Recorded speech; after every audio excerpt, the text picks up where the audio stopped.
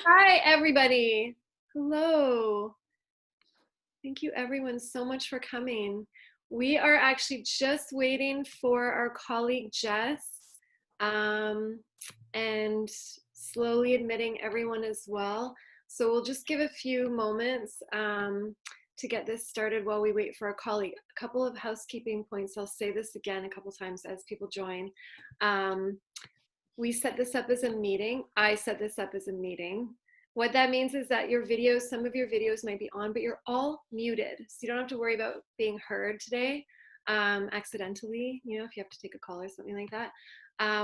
We are gonna leave time for question and answer at the end of this. So, but please feel free to start adding your questions or comments just into our chat. We can all see them. And then we'll get to sort of that more structure at the end of this as well.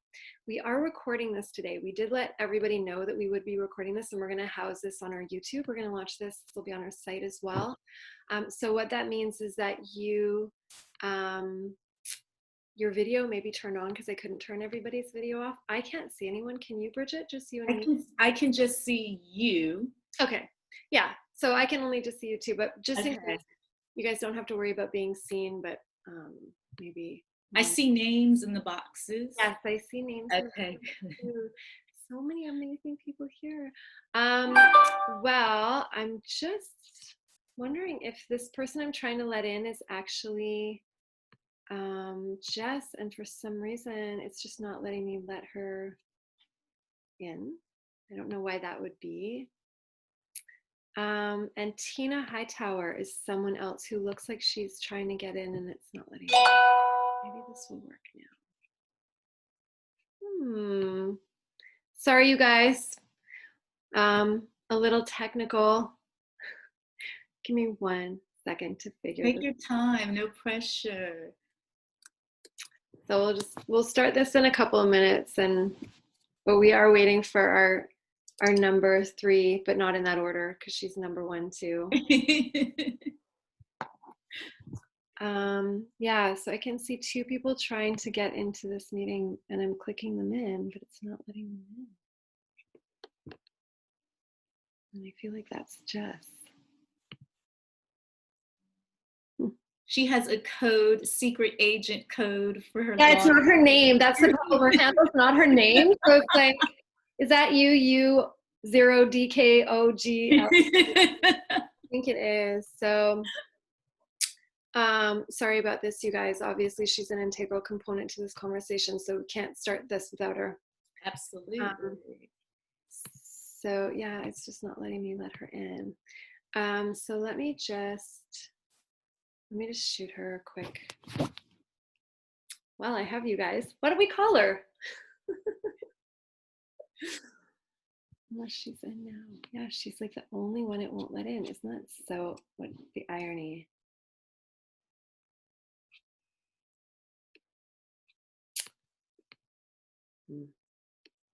Sorry, guys. I don't know what to say. Give me 1 second. Happy Tuesday, everybody else. Thanks for coming in. Let's call Jessica.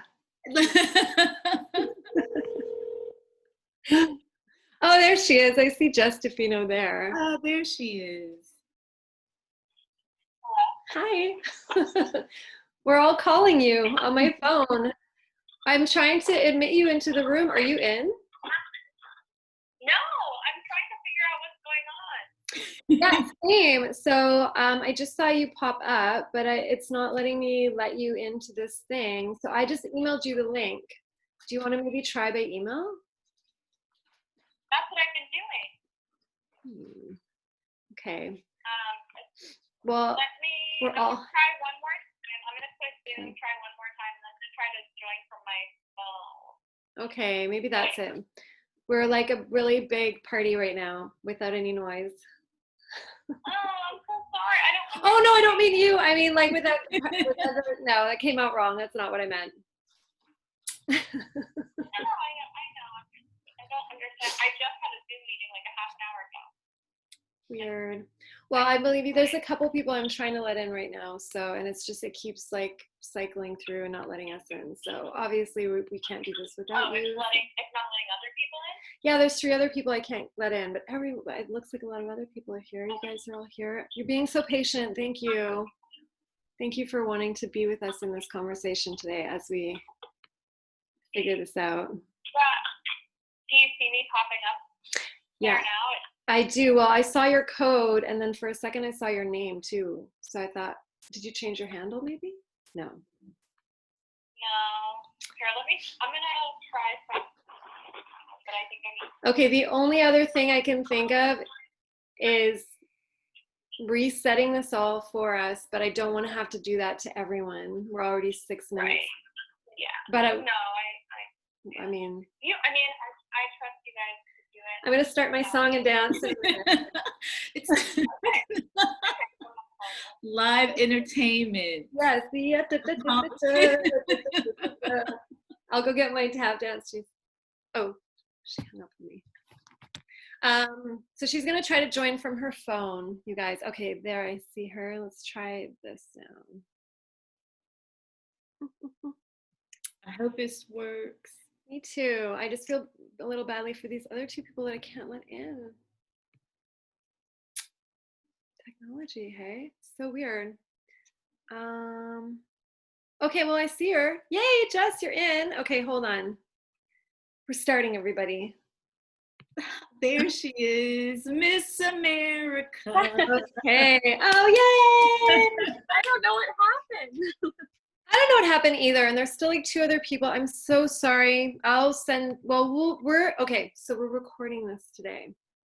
So for these lovelies who can't get in, we'll send them a special message, and we'll make sure that they have this. So thanks, you guys, for being so patient. Thank you for joining us again. Some of you are joining us for the 2nd time, some for the 1st time. I think I can speak for the 3 of us, our collective, and just tell you how honored we are to share this conversation that's emerging with you. So we're very honored to be facilitating this, but this is a conversation for everyone. So just quickly again, housekeeping. You're all on mute. Please share your comments or questions in the chat box. We will have a question answer at the end of this. If you do not want your video to show, that's in your control, so you'll just have to turn that off yourself. We are recording this today, so we will have this available to view again whenever you want on our YouTube and our website. So without further ado, welcome to this conversation. We're calling ourselves the Being of Beauty, which was the original place of conversation here. We are a collective, and we have a common goal. And our goal is really to empower ourselves, each other, you, with your love of self and truths to be able to go out into the world and really make your life beautiful, aligned with your values of truth, to really understand what those are. So we are a collective, a conscious collective, we call ourselves. We're beauty executives, but we're also so much more than that, just like all of us are. In the words of, I'm just going to quote Bridget here and Jessica as well. Our intentions, in Bridget's words, are to, forgive me, but I had to, they're so beautiful, Bridget, to shape a foundational beauty standard rooted in love of self, of humanity, of the world. And today we really want to talk about, in Jessica's words, the origins of beauty. So what it is, the evolution of beauty standards, and then our collective favorite, really the link between spirit and beauty, and spirit, inner worlds and outer worlds. So we've called today's conversation a conversation about returning, because we really believe that the concepts that we're going to talk about with you and share with you and then talk with you about are inside of all of us. So this may seem new, but I think it won't feel new, because it's been in us all along. So we'll introduce ourselves. I'm Alicia Love-Reed. I am a former senior beauty executive in branding and marketing and public relations, and I now run the podcast and virtual space, spiritual and wellness space, divine love frequency. Oh, why are you muted? Sorry, Jess. Oh my God, you guys got muted again. There we go. Can you hear me? Yes. Okay. Hi, everyone. My name is Jessica DeFino. I am a reporter in the beauty industry, and my work mainly focuses on natural, holistic, and sustainable skincare. And I'm really interested in the intersection of skin and spirit, which perfectly encapsulates what we'll be talking about today. Hi, everyone. I'm Bridget Hill. I'm a certified trichologist and hair colorist, and I enter this space with an understanding of course, the aesthetic aspects of beauty industry, but my passion is aligning health and spirituality to the realities of how those impact the external surface that we work with. My medium happens to be hair, but I think collectively, as you've heard from Jessica and Alicia, our interconnections are the opportunity to celebrate that external manifestation, but also recognize that they are all fueled from the internal spirit and health. And that is where my excitement is in this collective, working with these wonderful women. Well, it's an amazing place to be, I think, in this time, in this space. So, and I've got some notes, you guys, in case you're wondering like why I'm looking around all the time. I like to be articulate. So anyway, you'll see me doing that. Let's start by talking about what beauty is and really the origin of beauty. And to do that, we have to go back, or I like to take us back about 5, even 10,000 years ago, and maybe even before that. We don't actually really have access to history before that. But the principles of beauty are actually very ancient. I want to talk about the ancient Greeks. They referred to beauty, they had the word for it, kalos, K-A-L-O-S. And kalos actually was a word that described the quality of inner goodness as reflected on the outside. That's how they defined beauty. And so it was about the rightness of being, not righteousness, which is different. And it really was the reflection on the outside. So beauty looked a certain way, but it actually had nothing to really do with the outside. It had everything to do with living the goodness that was inside, which sounds pretty beautiful, right? I think that sounds really beautiful. So, but why was it described that way? There was a really specific reason why.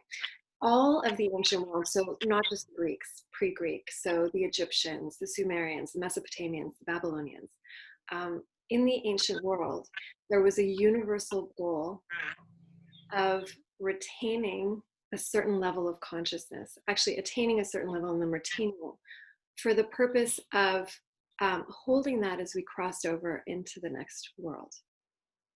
And it was such a high state of consciousness that it would allow the person to essentially connect with source, with divinity, to live in that, and then to merge with that in this thing we call reality, real life, and then beyond that.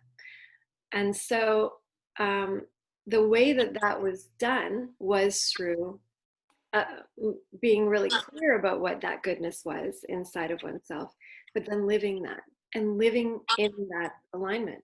So doing goodness, right? We always hear do good, be good, feel good. It comes from that ancient idea of living in alignment with goodness and then going out into the world to do that. You might recognize maybe some foundations of how we maybe think about certain religious traditions today, those spiritual philosophies. It's really where this came from. So it was really all about understanding those core values. And we know this because when we look at the architecture of the world, the ancient worlds, and we still see it today, even in like Islamic art, we see perfect geometric shape, perfect geometry, perfect art.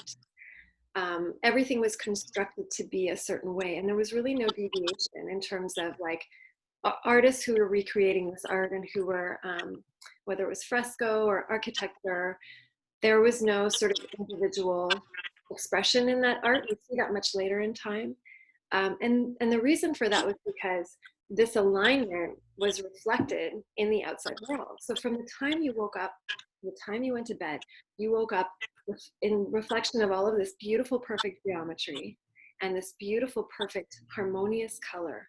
And you would live in it and you would walk in it. It would remind you to stay in this environment. So really this idea of outer beauty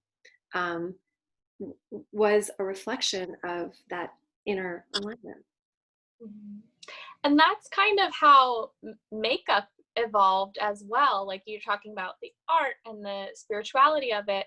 That was such a huge part of how makeup came to be. Like in ancient civilizations, in African tribes, in Native American tribes, makeup evolved as a way to connect to the divine. So you would see a lot of face painting and makeup used in ceremony as a way to kind of communicate and reflect back to the creator.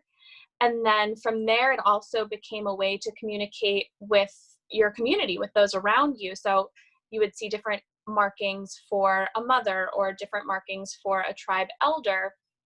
And makeup was this form of self-expression, but it was also it was self-expression for the sake of others, so that others could see who you are, so that you could communicate with the divine, with your creator, and reflect that on your face, which I think is a really beautiful way to think about makeup now. And I think in modern times, we kind of have this idea of like, I wear makeup for me and I'm doing it for me. And that's fine, but that's a really new idea. And that's not makeup's original intention. It wasn't just self-expression just to do it for yourself. It was self-expression to connect and communicate with those around you. I love that so much. Yeah. We talked about this also in the beginning of our, when we did our first talk as well, about also reflecting back at one another, again, those values in each other as well. So that constant reminder, it was almost like circular. It was this perpetuation of this idea of identity and communication and who are we as a being and our place in the world, and our connection with that divine aspect as well. I find that actually, I know I want to use a different word, but beautiful is the only word I can think of to describe right now. But things changed, right? And we've talked a lot about, like, how did we get so far from that into where we are today, which kind of is a very different place than it was. We think about it in terms of this inner alignment and connection and communication with the divine and with one another. And so there was a definite shift in our history, our human timeline, where once we were a very different type of culture and society, and slowly we went from being sort of very balanced and sexually, male and female, and we started to move into the patriarchy. We started to move into organized religion. And this age of Pisces, as a matter of fact, we moved into a different astrological era, which we won't get into this, but there is a definite, there's a frequency shift, there's an electrical shift, which affects all human beings anytime there's a shift, a major shift celestially. And we moved into a whole new way of being, which was very different than where we've been before. And so we started to see the physical value change. You guys are still on mute. Are you trying to speak? I'm so sorry, I didn't know you were. Okay, that's why I can't hear you guys. You hit on a point that I think, as you were transitioning us with that reflection of through a patriarchal lens, right, is how beauty began to be observed. And I think through that patriarchal lens, I mean, I can't speak on the behalf of every female out there in the world, but once the patriarchy began to be how we interpret beauty from the sense of a male perspective, that comes with such a weighted point of view, right? Is it the idea of love, of ownership, of procreation, of survival. So then you start anticipating all this heavy weighted expression or interpretation of what external is. Yeah. And then it becomes this kind of run on, right? We want to be, if the patriarchy is the standard, how do we elevate our souls for survival and spirit to be part of what ultimately procreation and life is what we're here for, in the name of love, ideally, but that gets so misconstrued when personality, ego, all these human traits come into play. So I think exploring more of that transition is essential in how we are viewing this external concept of beauty, because somewhere along that line, we really have missed that disconnect as an internal representation, an external representation of what was happening inward for us to fulfill our spiritual, our living, whatever that greater good is, which we can identify. That disconnect got broken when the system became so rooted in patriarchy. Well, and I think you just said something really interesting, and I think quite to the point, which was speaking to the feeling versus the way things look. And my understanding of beauty in the ancient world was it really was a feeling, because it really was about that connection, that deep connection, and those alignments. And so the outer beauty was then the reflection of that feeling. But we started to move into really feeling from the outside. So we were more preoccupied with what we saw creating a feeling than we were about what we were feeling and then seeing that on the outside. So things became reversed in a way, right? I love that you said that, because I really think, and that's what we're talking about returning back to, really, are the feeling. And we'll talk a little bit more about that, because we have a flow to get to. Well, we're getting there with you guys, but yeah. So really moving out of that and into, and we can see that too. I think I talked about the art last time, but you can see how, if you even look at art through the ages and you see how beauty was represented, and you can start to see trends in beauty, and you can start to see how art was really reflecting these constantly changing ideas of what beauty was or beauty should be, informing the viewer from the outside. And so rather than it being that connection with the divine, all of a sudden now it was like, oh, Caravaggio says it should be in this way with this type of lighting and this type of hair. And it really became, and as you said, Bridget, the value of the youth as beauty, because it means babies, and it means we have a bloodline that will last. And we moved so far from that aspect of divinity. So then, of course, we arrived somewhere that really didn't feel very good. And B, I know you. Well, I think when we start, we are exploring on, and again, it can mean so many different things to so many different people depending on your belief system. But I think we all can agree that we walk into the world from some standard of what a beauty is that is put onto us. As infants, we are not thinking about our survival from a, hey, am I cute today? Do I have sit up on my face? What does the world see of me? We don't, that's not an instinct when we are born and given, manifested in a physical realm as humans. So I think our collective is exploring the realities of how we interpret this external. My skin tone puts me in a different scenario of how I'm viewed into the world just because of my skin. So we're not even getting into beauty standards, right? So depending on what I'm reflecting to you, it can be a reflection of fear, it can be a reflection of caretaker, it can be a reflection of so many things that have very little to do with how I see myself. And because so much my fascination and drive to beauty and on this deeper level is how much of who I am and what I believe myself to be is dictated upon an external perception of who and what I am based off of that standard. And who is making that standard? Why does that standard exist? And through my evolution of this call of self-love and returning to the spirit, how do I power through these perceptions that I know are not even remotely my spirit, but I know that based on me existing in this world, I'm going to be your brown skin, your dark skin, your short hair, your tight curl, all these stigmas and all of these boxes of how beauty is marketed. None of that encourages me to go inward.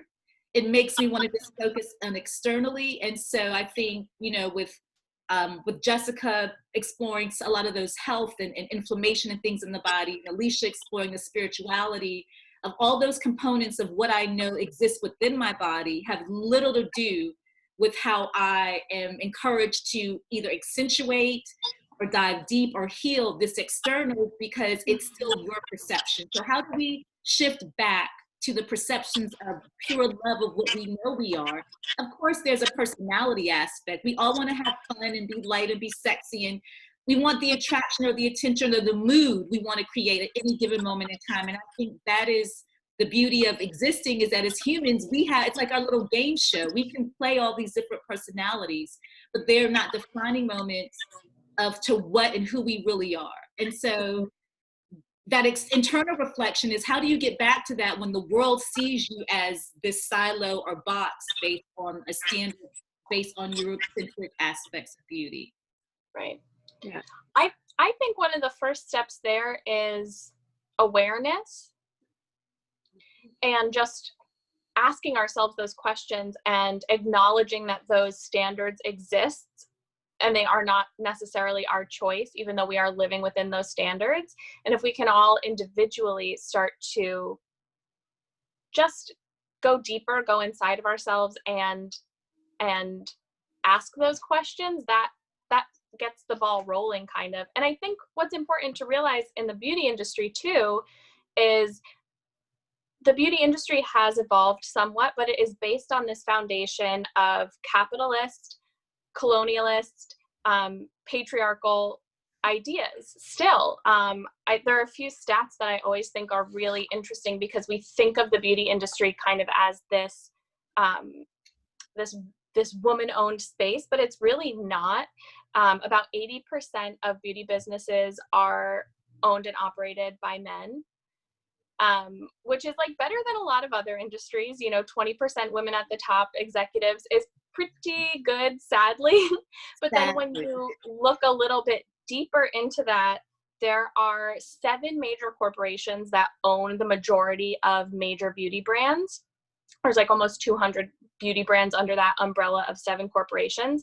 6 of those corporations are owned by men. So when we're thinking of beauty standards, and we're thinking of makeup, and we're thinking of why we feel a certain way, I think it is important to acknowledge that it is still very rooted in capitalism, colonialism, patriarchy.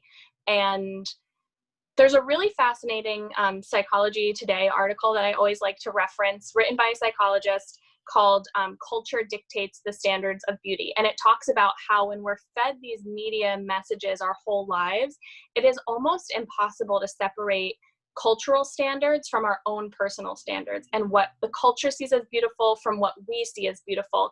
And that's like disentangling those concepts is kind of like a lifelong process. I personally do think it's possible, and I think it's worth exploring within ourselves, just to get to like this level of deeper self-knowledge and self-understanding in the pursuit of figuring out what beauty means to you. Well, and I think back to our mission, our collective mission that we uncovered, which is really to encourage choice, personal choice based on true values, right? And right now we have a situation where we shop by concern. So we're told to make these purchasing decisions based on based on our judgments of ourselves, whether it's aging or rashes or acne or fine lines, all of these things that our physiology is doing on purpose and perfectly. But we're judging it, and we're finding ways to essentially tell our body to stop communicating with us, right? It's like how many of our decisions, and I think as you were explaining, Alicia, we shop, by concern. it's just that being in a service-based place, like how do you shift the psychology to say, hey, I love my skin, I love my hair, I want to keep my hair. It's health. Like, where is that intentionality that comes from a place of abundance and not the place of lack? Yeah. And if we can, as an industry professional, that is something I feel a responsibility to, as a leader, as a thought style, that I'm obligated to kind of help guide my clients into, okay, I don't want to hear about what you don't like or what you want to be. What do you like about yourself? And I think that's where the conversation with all of us have to start. It's a continuum.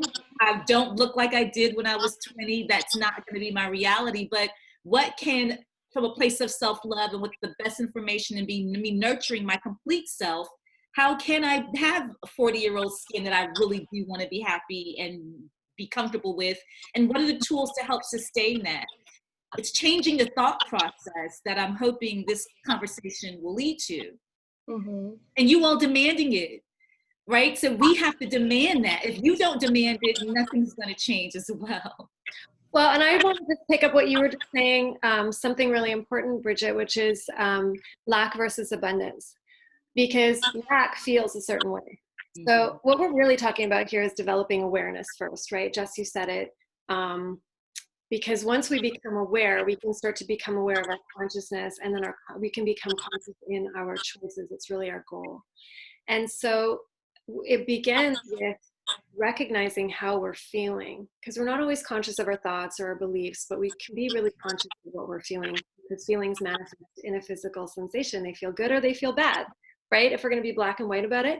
And there are various levels, of course. Not every bad and good feels the same way. But there's information in that feeling. And that feeling is happening because the brain is associating a thought and a belief and creating a chemical associated with that, and it's flooding the body. It's intelligent communication. And so if we can start to become really aware, and we know what, we define for ourselves what lack and abundance feels like, we can start to recognize when we're in a place of lack and in a place of abundance. Or what does that feel like to you, Alicia? Abundance? Oh, well, abundance to me feels so good. I feel it physically in my body. My heart feels, my heart might throb. My stomach may tingle. I may get butterflies. I may get warm.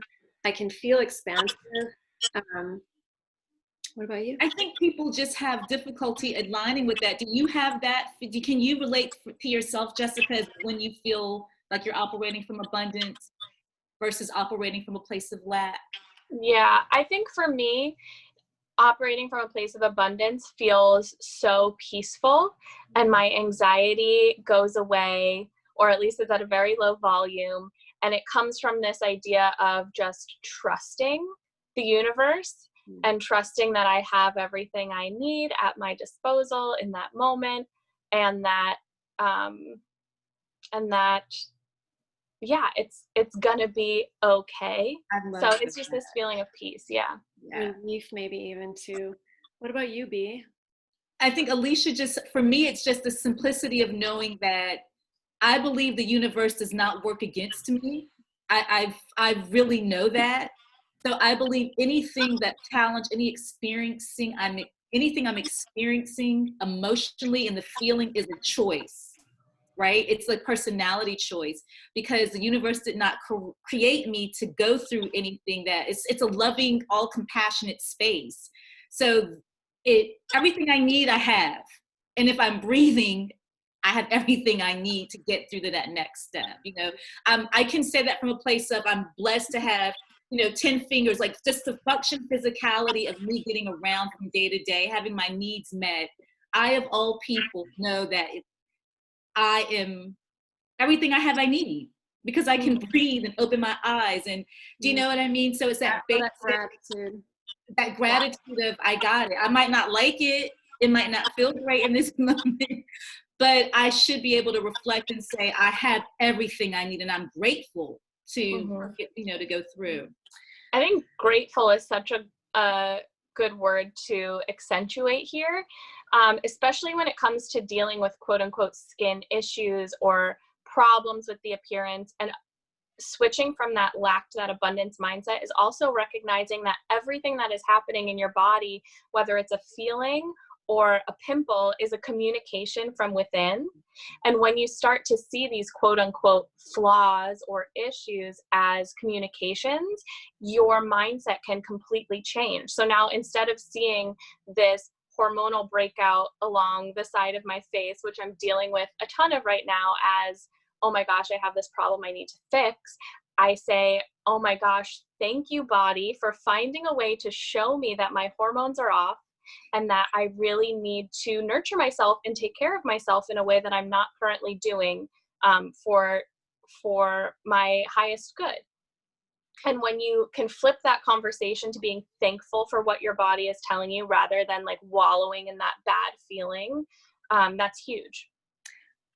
I love how you talk about this, Jess. And I wonder if we can just take a step back for a moment and examine how most of us as beauty consumers, or those of us in the industry, can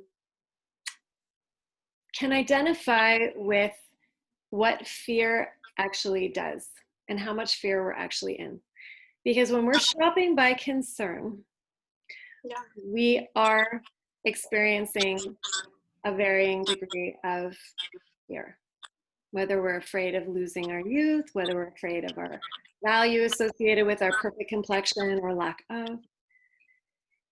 And what that's actually doing in the human body, I mentioned how a thought and a belief is manifested in the brain as a chemical, and that chemical is flooding the body. Jess, you've got some great articles about this.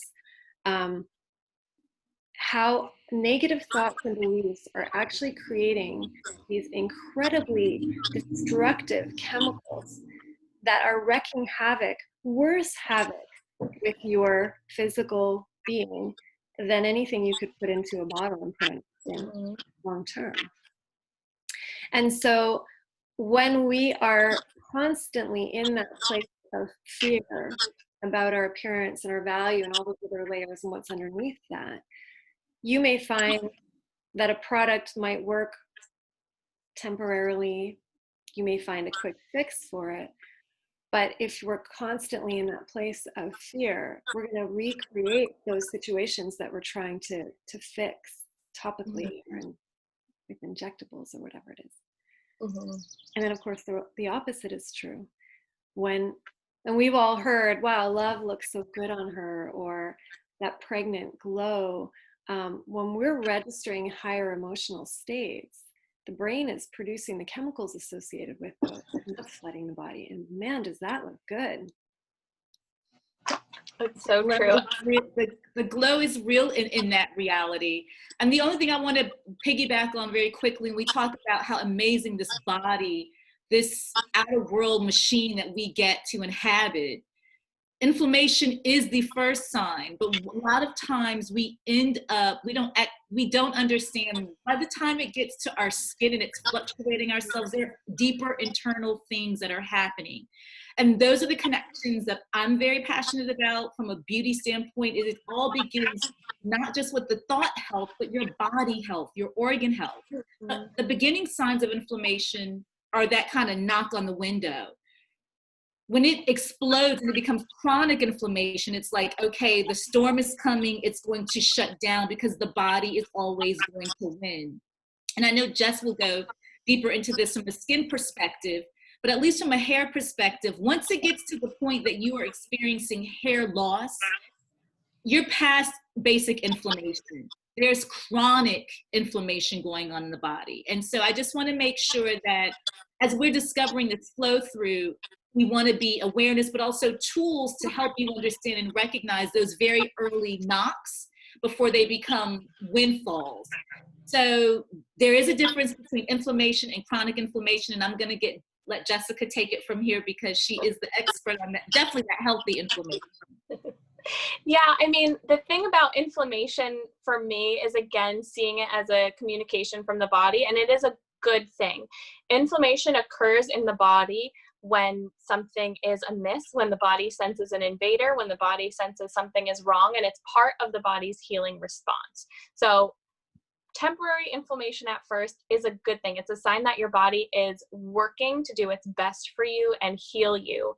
When we don't listen to that initial communication and take care of it, inflammation becomes chronic and it causes widespread issue because you are not addressing that root cause. And when you think about it that way, there really is no product you can put on your face topically or on your scalp topically to heal that chronic inflammation that's happening from within the body. Like, you really do have to look within.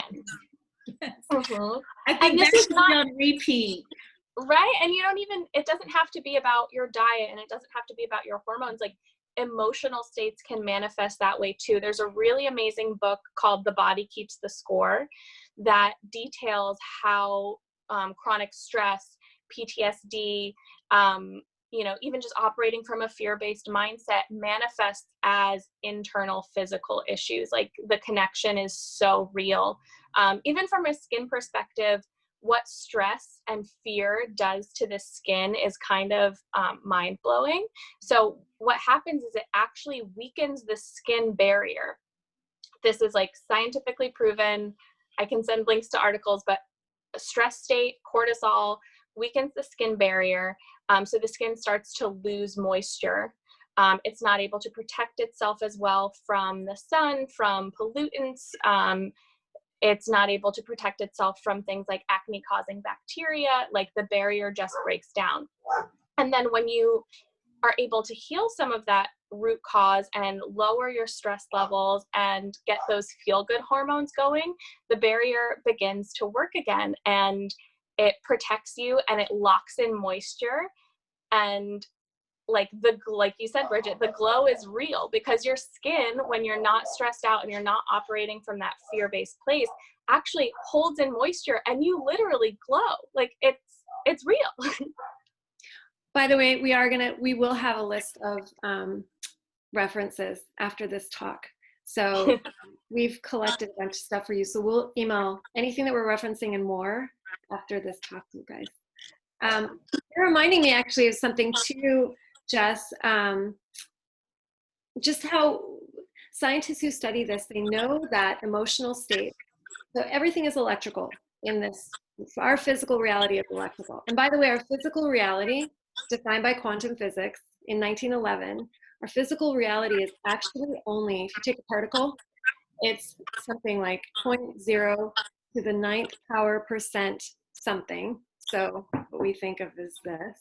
And it's actually 99.9 to the 9th power percent. Can you guys figure that's like everything, basically, minus nothing. It's empty. Scientists who study this call it empty. We know if we study, like Deepak Chopra calls it, a field of limitless possibility. If you read Rumi, he talks about the field where lovers meet. There are various levels of reality that we can't even see. But we think of this physical reality as the real reality. It's actually really not. But it's all measurable electrically.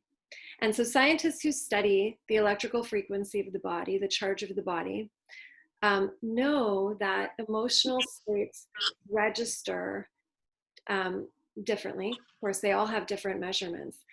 When they study it in relationship to disease, they know that tissue resonating with an emotional state, a negative emotional state, so sadness, fear, anxiety, depression, guilt, shame, blame, those are states where disease breeds.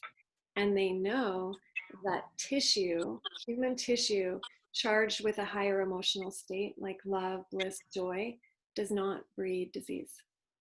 And they know that they can raise frequency and kill bacteria and viruses, pathogens in tissue. So when we talk about how our emotions affect our physiology, we can see that we're essentially creating what we look at with our emotional states. And I'd like to say, just for the record, full disclosure, by no means am I some spiritual guru. Look, I am grateful that I know the tools, technologies, because even when I am going through good stressors, great things happening in my life. I have still had adverse effects because even that positive cortisol is still, I'm not sleeping, my excitement, it still has an adverse effect. Then my diet might change. I might be partying, drinking out more, just the reality of things happen as humans. And I have definitely gotten older and wiser where you don't put yourself into a box about that you've got to be this perfect person to have this perfect skin and hair. No, it's the awareness of listening to your body. And where I benefit is my expertise allows me to be like, girl, you drinking a little extra. You need to be all green juice and no meat, whatever that is for me to make myself go through the reality that I can't change is allow yourself to be human. But the awareness of your body and getting to be connection of your body with experts such as ourselves, we can guide you into finding those. Sometimes it is that quick fix. Sometimes, yes, I am going to throw on a whole bunch of concealer because I shouldn't have been at the club dancing that late at night, and have to be at work at 5 o'clock in the morning. So that's the beauty of how to make these choices to, I think, exist in this aesthetic world that we can appreciate for the feeling of fun and wanting to look great and feel great, but also recognizing the responsibility of that is a temporary fun fix. And the real healing fix is the decisions and the choices we make to change our thought processes, to treat our bodies a certain way, to realign with love, and to be gentle and relaxed with judgment is, I think, the message that the return really is that we all are figuring it out. So I am no guru, just so you know. I think the word there that really resonates with me in terms of beauty is love, and just finding a way to love ourselves and view ourselves through the lens of love. And that itself is beautiful. And how I always describe it is, how when you are in love with somebody and you see them through this lens of love and their flaws don't register, or even sometimes like red flags don't necessarily register, because you are just viewing this person through this like infatuation and deep sense of love, and they look perfect to you. And if we can turn that on ourselves, how beautiful would we feel? How amazing would we feel? How would we approach the concept of beauty differently if we could see ourselves through that lens of love? Obviously, that's not easy. That is like the journey of the lifetime that we're talking about. It's not enough. It's not easy to say like, oh, I love myself today and I'm going to feel beautiful. And that's great. Like, it's hard work. It's deep work. It's messy inner work. And it requires dismantling all of these layers, like we talked about earlier, of patriarchy, of capitalism, of colonialism. It's a lot, but it's possible. I know it's possible because I felt it myself. Well, and I think that's the proof too, as you just said. Yeah. But I think it is a challenge to love oneself, and does require so much work. But I think one of the most powerful tools that we can apply is empathy, to really begin with empathy. And even if we just apply it to the physical self, when we're breaking out or when we come across something that we find uncomfortable about our physical appearance, it causes us a little tweak. I have them all the time with my, I'm experiencing physical aging now, so I'm coming up with some things all the time that I did never think there would be. Collagen loss happens all over the body, by the way, people, not just in your face. But to be able to look at the body and rather than judge what it's doing mentally, but just to say, oh, thank you for doing this, or understanding that it's a natural biological process. And then to recognize too that even judgment is a natural process. To not make the self wrong, to not make the body wrong, I think is a great beginning into that healing process, and also that process of awareness, right?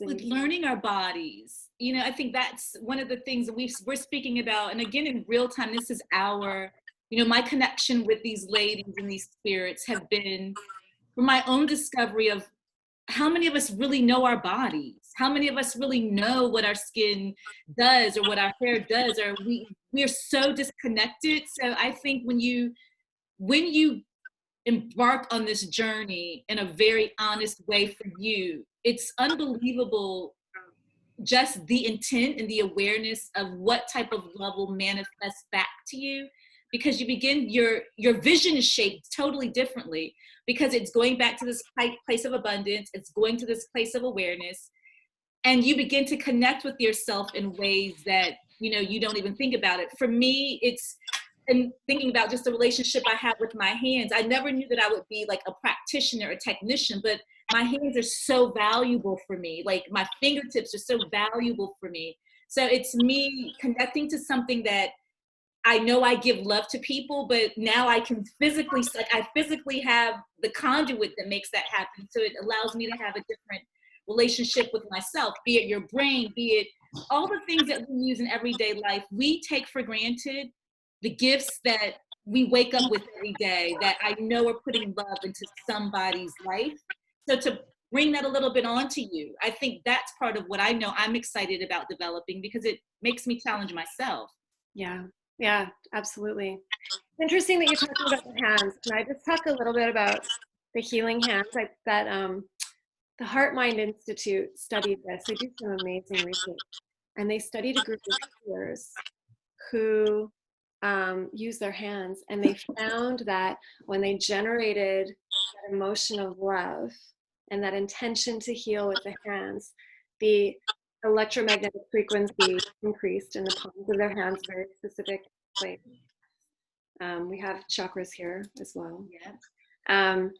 Meaning they had extra electrons, which is what actually when you're healing with your hands, what you're doing, you're adding electrons to another human being's electrical field. And so, but they measured it and they found, of course, that there's a real biological function there. But through our intention to love and to heal, we generate that healing energy. So B, when you're doing that, you actually are doing that. You actually are a healer. And you're applying that to your clients, but also we apply that to ourselves when we touch ourselves too. So. That I know for sure. Yeah, I love that. We have so much ability inside of ourselves to heal on so many different levels. Physically, emotionally, spiritually. It's pretty incredible. So you all, we talked about this, but we'll talk about it publicly, have healed some pretty profound stuff for yourselves, ourselves. You want to talk a little bit about that? How you did it? I'll start quickly because I just was working on a story today. I can share personally. So I got into hair care very quickly. I come from a family that's predisposed to a scalp condition that targets women of African descent. I'm going to give you the acronym. It's CCCA. As a result of that, I know all of you have heard alopecia, this basically balding and completely balding and skinification of the scalp, meaning the hair follicles just die. They don't know why. They attribute it, science is just starting this first paper. In 2013 was the first scientific study, so it's going through a series of things. Long story short, that aspect and fear of me becoming a bald woman as a dark skin, like that, I'm just going to be honest, that was a fear of mine in my 20s, that I would be a bald head woman because I'm just going to be bald, because everyone in my family, once they turn 50, they get patches in their hair and they turn to some other way of dealing with it. It's through trichology and my commitment to self-love that through understanding the body, understanding all of the things that I can control. I can't say that I heal it. I've healed it because my body still goes through it, but I manage it very gracefully. And I have allowed my follicular turnover to continue to be very active, but that's part of my practice. So the awareness of the information, and also for me, as I talk about all of my faults as a human, I just want to make myself real and tangible. Like I'm not an expert, like I have this spirit thing, I'm on a journey too. But the recognition of breath and power and awareness to take the information to apply it is what gets me through. I still go through bouts, but can you imagine if I had a freak out every single time I woke up? And I do wake up literally with a spot on my head. It can be that instantaneous. Wow. But I do approach it in such a different way now. I kind of laugh it off. I've gotten masterful at hiding it. And I'm going to be posting a story about finally exposing when I go through these bouts of baldness in my head. But I don't look at it as this end all dead all anymore, because I recognize I wake up with this gratitude, taking that breath to realize I have all the information I need to go with it. And I just do what I need to do. And then for that couple of 3 weeks, I may be the very good vegan, holistic, chakra, not saying all my mantras until the hair grows back. But I say all that lightly to say that was my introduction to truly healing and understanding that I'm going to come from a place of love. My body is predisposed to something, but that's not my story. And I'm not owning that story. So I continuously heal that part of my DNA along with my triggers. I take myself through my own reset and spiritual growth. Thank you for sharing that. You're so brave to want to share that publicly too in your stories. Yeah, I'm posting it like this week. It's pretty crazy, so. Well, I mean, we're also so connected. We're all so connected to each other. The illusion is that we're all separate, but we actually are not all separate. If we go back to that idea about physical reality, and how it really isn't reality, it's 99, almost 100% of it is actually nothing, as they say. We're bound electrically in this physical realm. We're all connected electrically. That's how we feel each other's emotions and moods. And that's not a close physical proximity thing either. That's how you know when your sister around the world is going through something and you have to pick up the phone to call her and she's sitting there waiting for you to call or whatever. I think we've all had those kinds of synchronistic experiences. So there's right now a tremendous amount of shifting happening on the planet too. And so I think for those of us experiencing heightened levels of stress, it's in our personal lives, we're also feeling each other, and we're feeling each other on a constant basis, which means that not only do we go through each other's traumas and pass on each other's DNA and all the rest of that in epigenetics, but we also feel each other's healing. So when one person moves into a healing state or the intention to heal, that creates an electrical shift, and that affects everyone. So wanting also to do this work, to heal ourselves, to become aligned with our true values is really a service to the human experience. It's a gift we give ourselves and others as well. So thank you, because the more you do that, the more you do that for us too. 100%. I always say vanity was my entry point to wellness, because I've always had bad skin. I hate saying bad skin because I don't like putting that phrase out into the world, but what we would traditionally say was bad skin. I've had acne, eczema, dermatitis, and I've taken every possible pill and prescription out there, Accutane, antibiotics, topical steroids. Eventually it got to a point where my skin and my body couldn't handle that anymore. It couldn't handle the physical topicals. My skin barrier was completely disintegrated basically, and I couldn't put things on my face. It's called skin atrophy. It's when you are going through steroid withdrawal. And this was from a prescription from a dermatologist. And I had no other option. I couldn't put anything on my face, and I was desperate to heal it. So I thought, oh, maybe I'll try to manifest better skin, I guess. And I kind of fell down this rabbit hole of healing from the inside out. And one of the first things that came to me was a meditation that I would do with a mantra. So it was like a breathing pattern with a mantra and a visualization. So I would start my meditation. I'd breathe in, breathe out. And when I would breathe in, I would say, I am beautiful on the inside. And then when I breathe out, I would say, and it shines through the outside. I'm beautiful on the inside and it shines through the outside. And while I did this, I envisioned a white light flooding my body and then pouring out through my pores. And I don't know how to describe the effect that it had on me and my skin. I think a lot of it had to do with the physical scientific things we know about how meditation can be physically healing, reducing inflammation, putting the body into the parasympathetic state, healing the skin barrier. But it was also this internal shift of repeating to myself, I am beautiful on the inside and it shines through the outside. And that kind of created the alignment that beauty was originally meant to communicate. The original meaning of beauty was this inner outer alignment. And when I tell you that that simple practice had more of a healing effect on my skin than any prescription, any product I've ever tried, like I'm 100% serious. It's still part of my routine to this day, like 3-4 years later. Yes. Amen, a women. Mm-hmm. By the way, this is non-denominational. This is non-gender biased. Is that the right way of saying it? I'm so glad to see some, we're not just all women here in this conversation.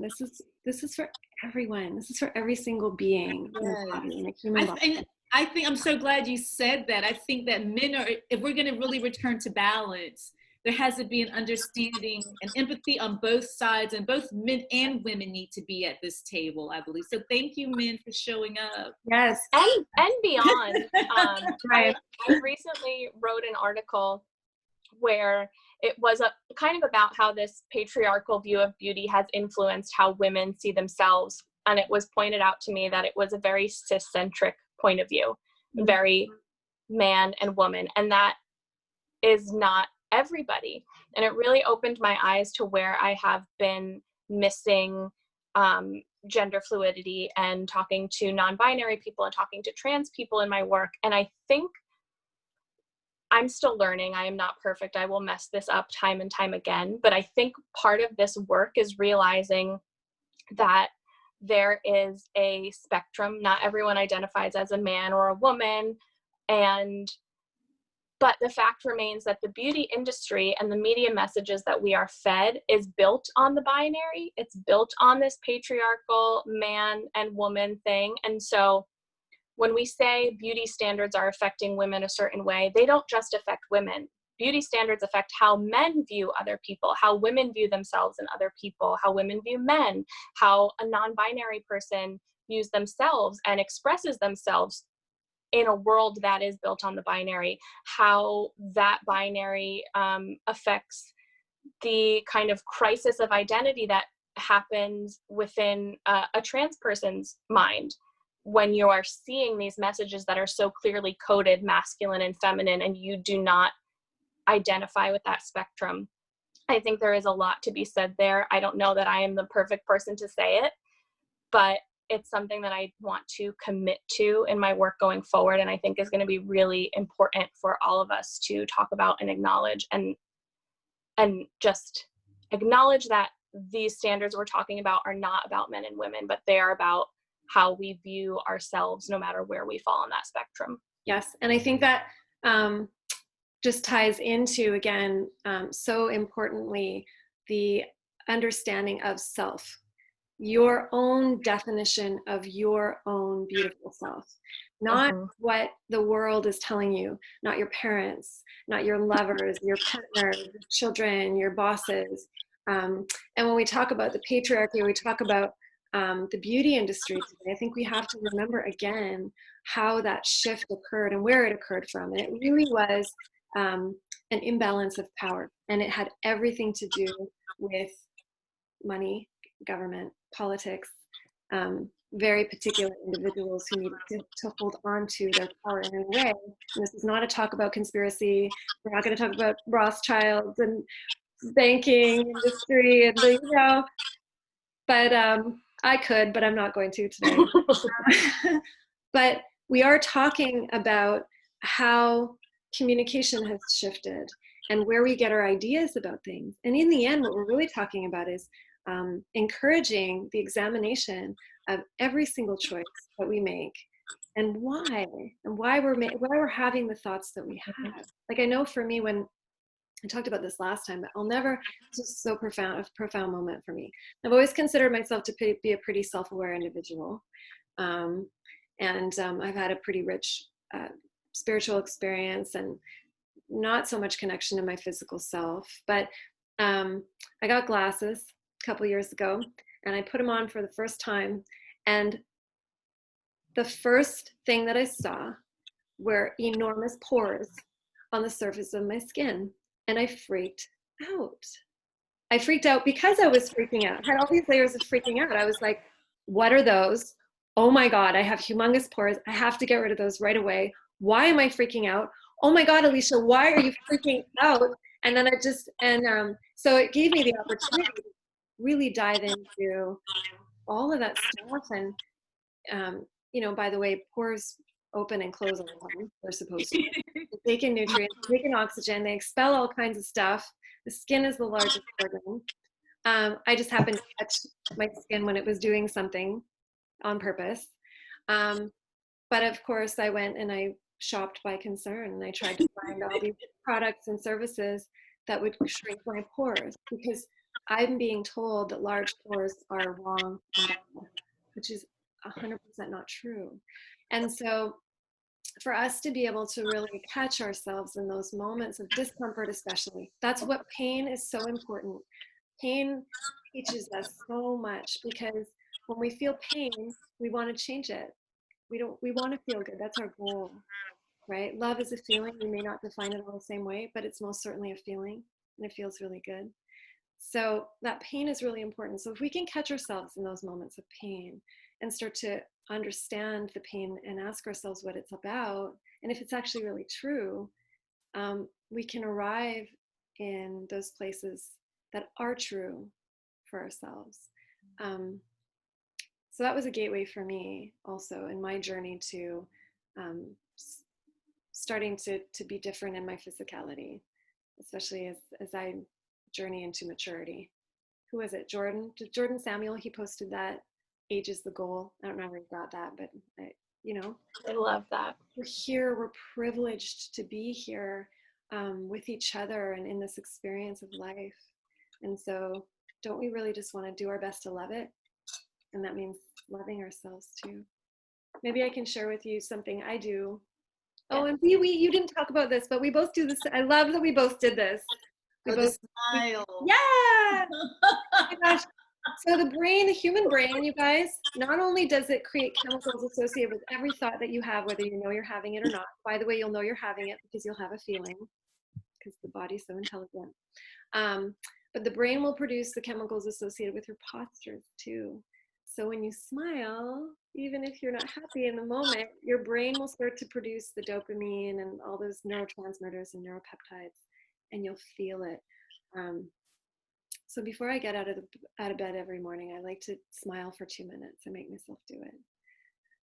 So I feel like I love my life. And then I have a little thing I do with oil, like a scented oil.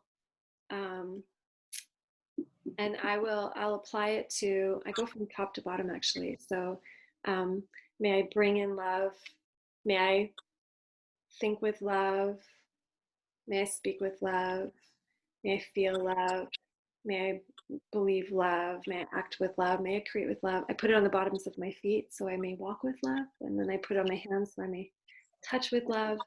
And then I have a scented reminder throughout the day of this intention that I set for myself in the world. Because ultimately, and this is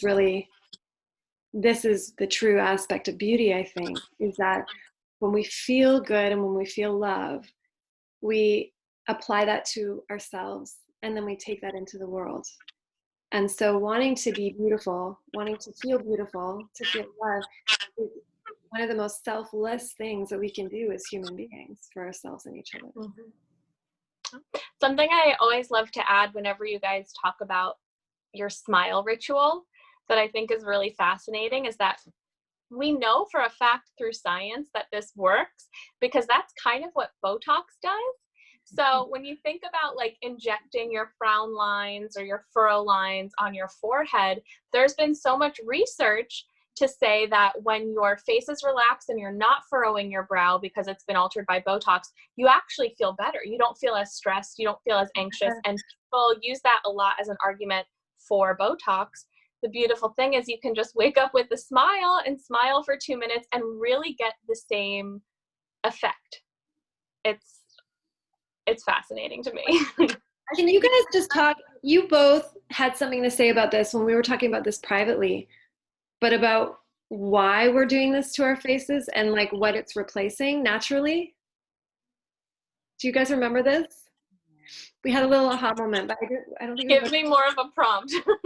like, so we're getting all these fillers to make ourselves look like we're up here again because we're not, we're so fat.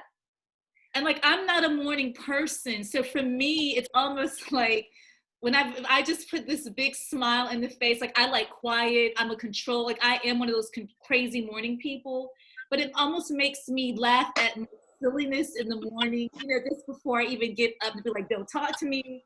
I want my shower time. But I almost laugh at myself, even though my personality takes me through, like, I know I want peace. I want my coffee. I want the tea. I laugh at myself with my family because my personality is feeling that way, but I literally am giddy because I just force myself to start laughing and activating that we all kind of work this weird dynamic. It's pretty impressive. And I have to admit that I just bought oils as a result of me connecting with Alicia. And it's amazing now that I'm incorporating the oils that it's registering that scent throughout my day of when I'm in that space. So I'm glad Jess just said that because I'm applying the things that I'm learning with these ladies to reinforce what I know is really true and real as well. Mm-hmm. And we'll be different too we're sharing, but we're all such unique expressions that what's going to work for one person isn't necessarily going to work for another. And that's okay too. The joy also is in discovering. Just, I want to make a note. I don't use neat essential oils on my skin, and one must be very careful, disclaimer. So if you're ever engaging with essential oils, you want to make sure it's in a carrier oil. Don't burn, please, as a result of this conversation. Mm-hmm. Ladies, I love you both so much, and I'm so honored to be at this conversation. Shall we open this up to some questions? I know we've had, can you guys all see, can you both see them? I cannot see the chat from my phone, so if you want to read any questions out. What about you, B? Can you see them? Yes, I can see. Okay, awesome. Well, so many of you just saying hello and thank you and welcome and thanks for coming and all this awesome stuff. You guys, thank you for coming again so much. And again, we will be sending an email resources and links to things that we've talked about and maybe haven't this time. But so I'm just scrolling through questions. So if you guys have questions, now is a great time to start to type them in as well. And we have about 15 minutes left here, so we'll be able to get to them, I think, for sure. Sorry, I'm scrolling. So someone was asking about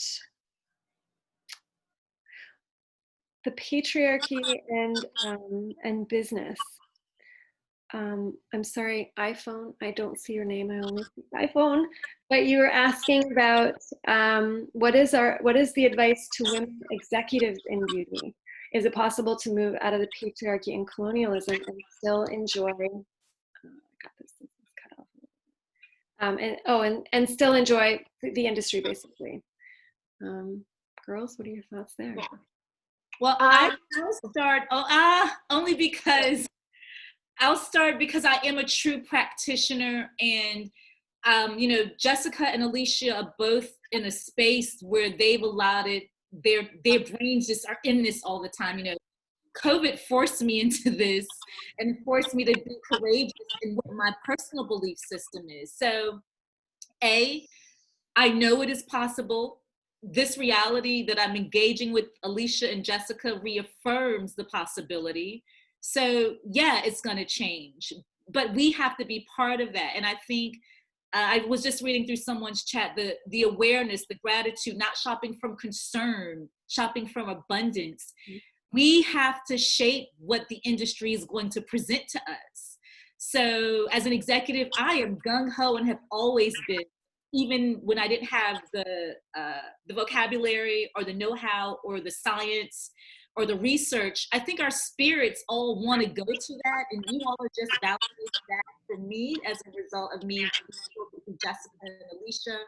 So we do have a responsibility. We do have seats at the table, and it's just giving me the confidence for me to tighten up, because I think I was the one leading from fear because I was told no so many times. So I can say for me as an executive and being at the seat at the table, this has completely made me feel bootstrapped in to have this conversation on a higher level. Yeah. And also I think too, you know, it's not always possible to have these kinds of conversations in the workplace necessarily. It's not always the right fit or the right time. But I think the beginning is having the conversation with self. And, you know, whether you're in the industry or not, we're really talking about a personal paradigm shift here and a returning back to self. So that will bleed into anything and anywhere you are. Yeah.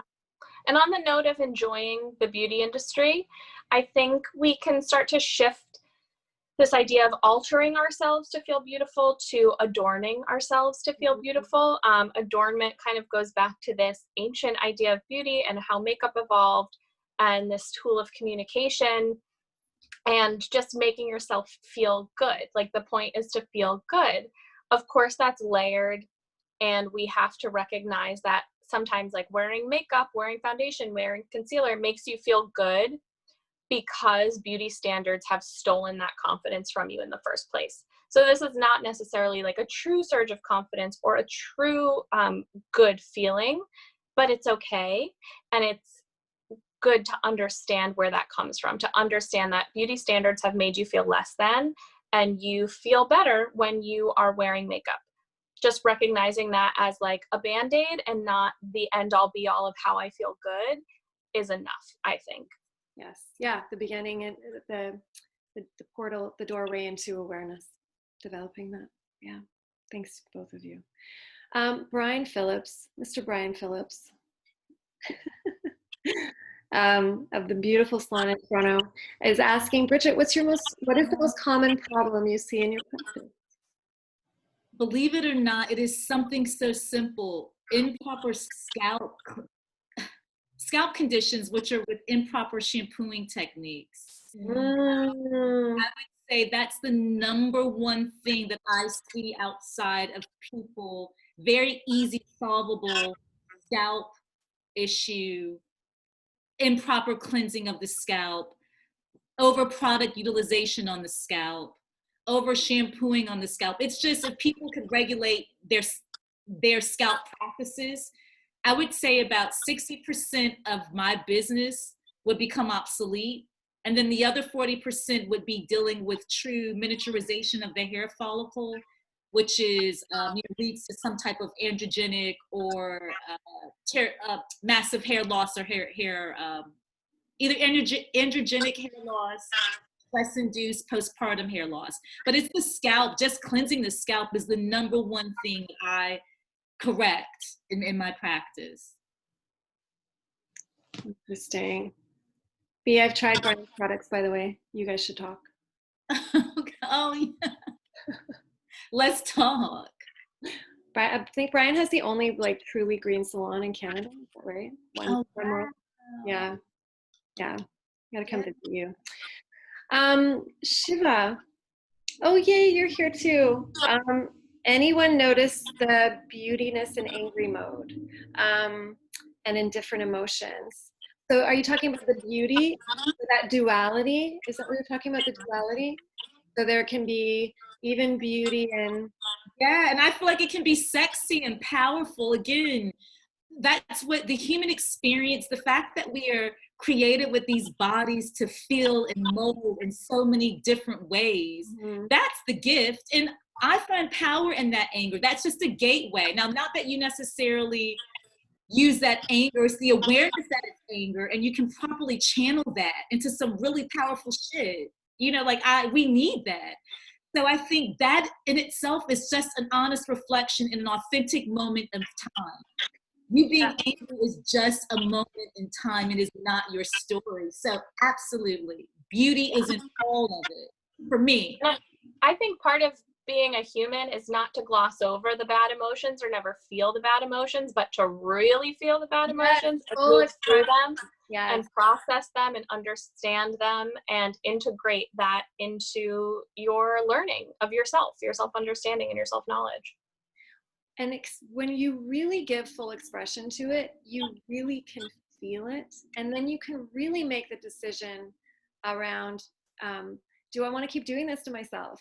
You know, that there's so much that I think is a huge place of empowerment as well, when we can really allow ourselves that full expression, as long as you're not hurting yourself and others, right? Like, I think there's a real fine line. But it's important to be conscious of that. But yeah, I agree with you guys too. I do want to say one thing though, when it comes to the duality of the emotional states, do you guys think you can feel love and fear at the same time? No.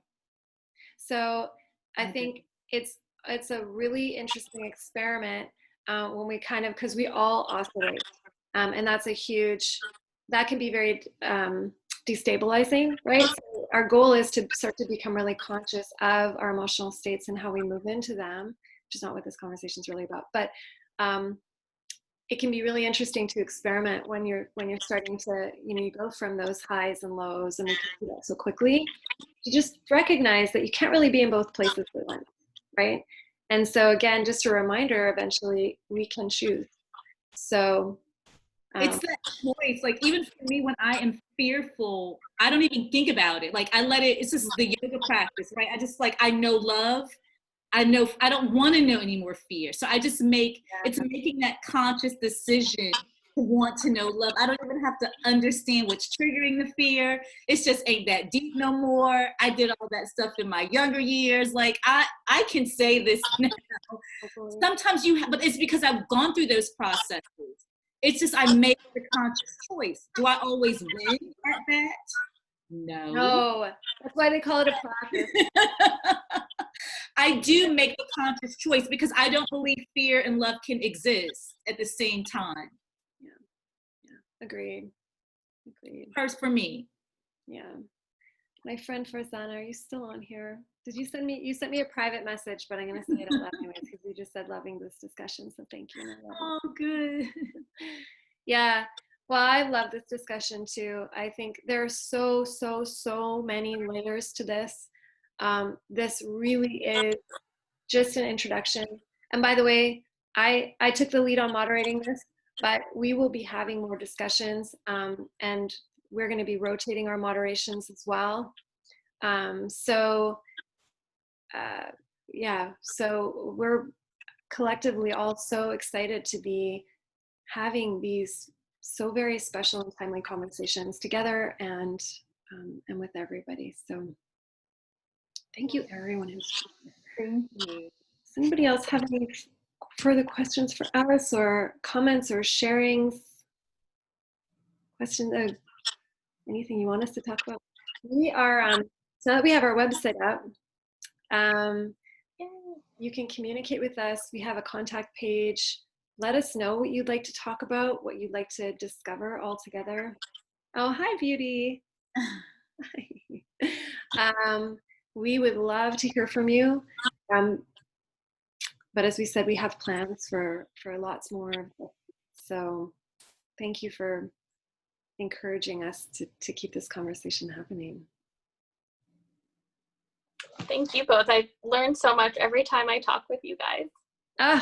Same. I love how we've had this conversation privately and publicly like 4 times now. Every time it's still a little bit different. It's like there's something new there that we're like, oh yeah, I love that. Mm-hmm. Girl, you don't know me like that. Oh my God, I thought I knew her. Oh my gosh, I didn't know this story. No, it's amazing. And thank you for the space. This is such a wonderful place. And for me, I feel it. So I'm just grateful for the affirmation to keep it going. We need the tribe. We need the circle to be wider. Yeah, and we all want this, right? Yeah. So this is for all of us. And Thank you. Yeah, so thank you everyone for coming. Well, we'll be sending you guys an email with more information, and we'll look forward to seeing you next time. Until then, well, Bye. Bye. bye everybody.